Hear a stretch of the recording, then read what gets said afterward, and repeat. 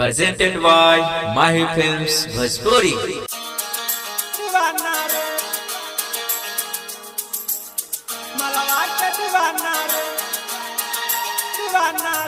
DJ करण Singapore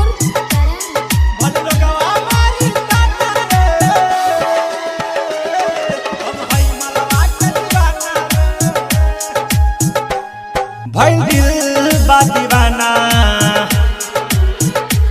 निक लागे न खाना।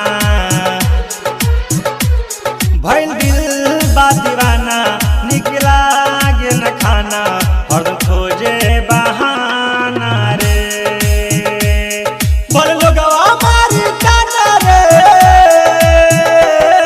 हम हई मलवा के दीवाना रे। भल लोगवा मारी जाना रे। हम हई मलवा के दीवाना रे। भइल दिल बा दीवाना निक लागे न खाना।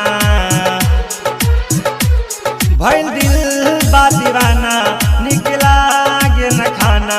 हर खोजे बहाना रे बोल लोगवा मारी जाना रे। हम हई मलवा के दीवाना रे। भल लोगवा मारी जाना रे। हम हई मलवा के दीवाना रे। दीवाना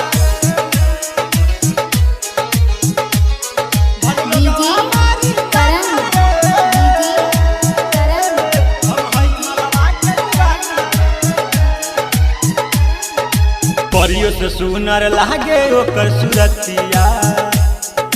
मन में है बस गइल बा मोहनी मूरतिया। चैन मिलेला नहीं दिन रतिया। जब जब याद आवेला मीठी बतिया। ऐसन दर्द बढ़ैले हमरा दिल में समैले। ऐसन दर्द बढ़ैले हमरा दिल में समैले। कितना दिल के कैनी माना रे बोल लोगवा मारी जाना रे। हम हई मलवा के दीवाना रे।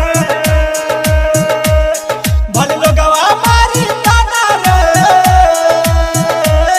हम हई मलवा के दीवाना रे। दीवाना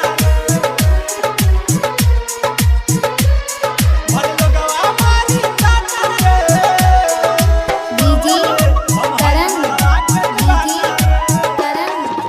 सिंगापुर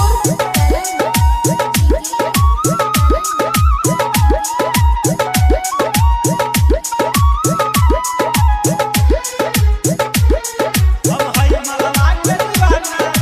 कारी कारी अखिया गोरे गलिया।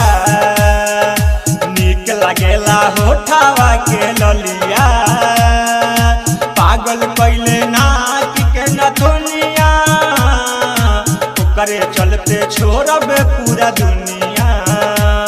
दुख के कहारा से कहीं हो चंदन कैसे के रही हो। दुख के कारण कही राहुल कैसे के रही। ओके मान लेनी अपना रे बोल लोगवा मारी जाना रे। हम हई मलवा के दीवाना रे।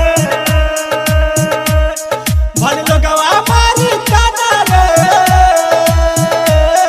हम हई मलवा के दीवाना रे। राधा रिकॉर्डिंग स्टूडियो कर्जा चौक देवा रोड मुजफ्फरपुर।